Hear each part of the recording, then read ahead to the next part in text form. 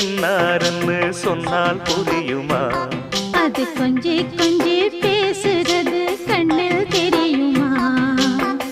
உலகே அழிஞ்சாலும் உன் உருவம் அழியாதே. உயிரே பிரிஞ்சாலும் உறவேதும் பிரியாதே.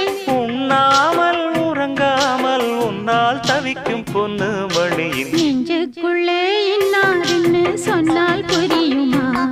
அது கொஞ்சி கொஞ்சி